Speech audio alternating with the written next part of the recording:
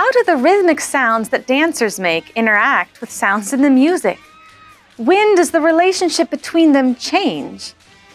In the clip we just saw, dance patterns combine with musical patterns to mark sections and generate momentum. Dance breaks occur at strategic moments in musicals when singing stops and dancing takes over.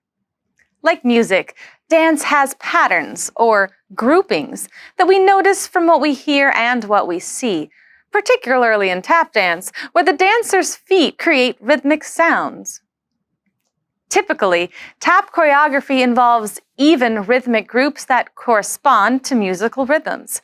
But sometimes, movement patterns are at odds with musical patterns. These metrical conflicts can build energy and lead to exciting climaxes. At the same time, the changing relationships between music and dance patterns can mark distinct sections, similar to how musical contrast sets apart a bridge. Musical meter involves multiple layers of underlying pulses or beats. Musicians count these pulses grouped in bars like 1, 2, 3, 1, 2, 3, or 1, 2, 1, 2, 1, 2. And musical phrases span multiple bars like this.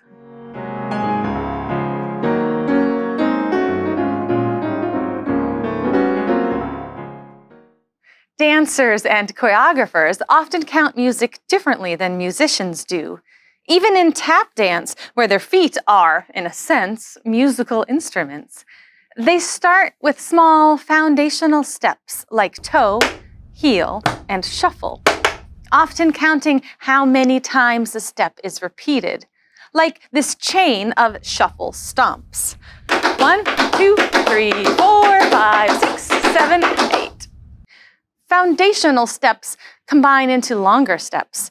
For example, the maxi forward includes stamp, shuffle, leap, toe, and can be counted slowly to correlate with musical beats. 1 and 2 and 3, hold 4. 1 and 2 and 3, hold 4. Dancers commonly count up to 8, crafting choreography to fill an 8-beat phrase.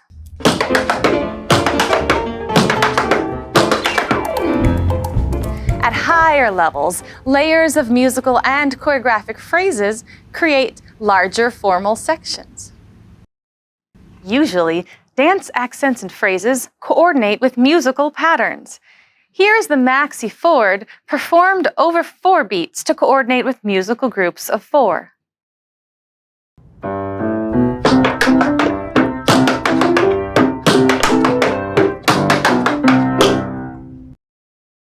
Sometimes, choreography introduces conflicts where steps and groups of steps do not align with the music, similar to what music scholars call metric dissonance. Some conflicts happen by displacement, where similarly sized groups are offset and accent different musical beats. Here's that same 4-count maxi forward delayed by a beat to create a conflict.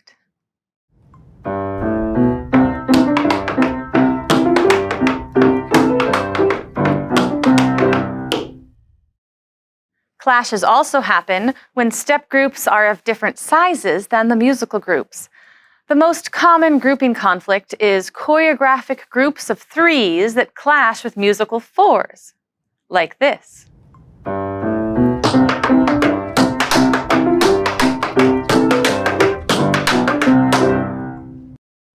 The rhythmic complexity of these conflicts between music and dance can generate tension and increase energy. Common aesthetic goals of dance breaks, which often occur at celebratory moments in the plot. Dance breaks also generate energy through accumulation. They might increase the number of dancers on stage, add more instruments, raise the volume, or multiply the step repetitions.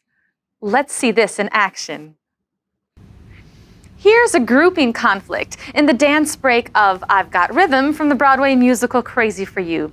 In the gold pan segment, the company dances on top of mining pans using steps that clash with the musical meter.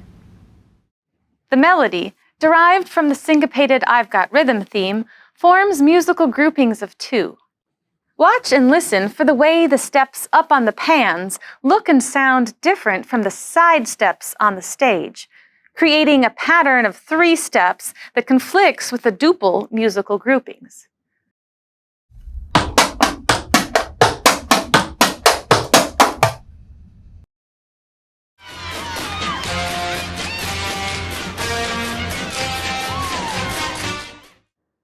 After that, the music accumulates through repetition. The melodic fragment repeats 6 times in stepwise sequence. To keep the rhythm busy, the choreography's initial 4 group is followed by clashing groups of 3. Then, in the last A section, short groups of 2 align with the music, and energy is generated through showy turns and jumps over the pans instead of through metric dissonance. To see how the clashing creates a distinctive B section in the choreography's broader AABA context, let's back up to the beginning of the dance break. The A sections build through a gradual accumulation of dancers and step repetition. The B section is marked by the 2 conflicts we just watched, adding variety through rhythmic density. The choreography in the final A section realigns the dancers with the music, even as the musical sequence continues. Watch this video and notice how the grouping conflicts set the B section apart.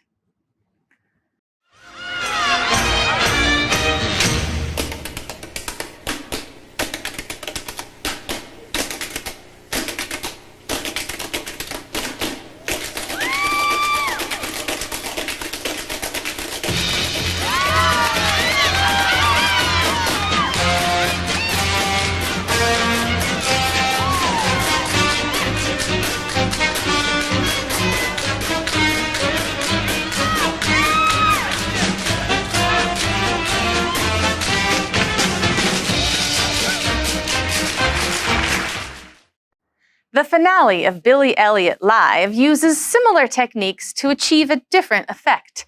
Here, conflicts between music and dance create an exciting climax. During the extended curtain call, the performers join each other on stage, then count and perform repeated time steps to build momentum. After that, musical rhythms and accented maxi fours work together in 3 groups that contradict the underlying duple meter. Let's view that first at a slower speed, then at full speed.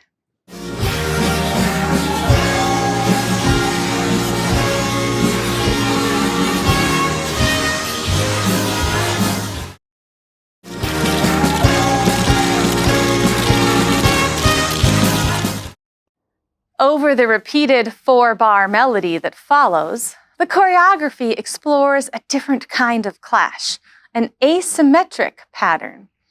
The dancers alternate ball changes with groups of stomps, but these groups are irregular. While there is a sound on every pulse, watch and listen for asymmetrical stomp group patterns, sometimes 1 stomp, sometimes 2, or 3, like this. 1, 1, 2, 1, 2, 1, 1, 2, 3.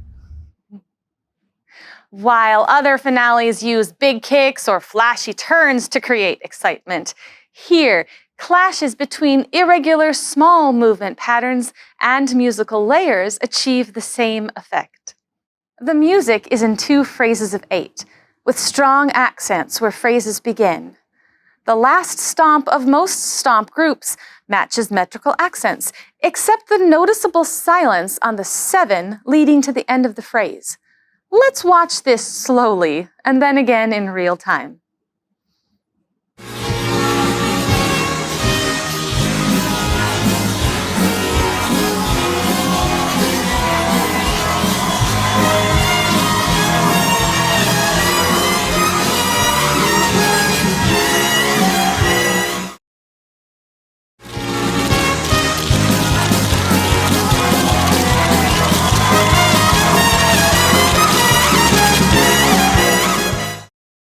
Putting it together, the finale builds through accumulating dancers, verbally counted step repetitions, 3 group clashes, asymmetrical action, then a final pose.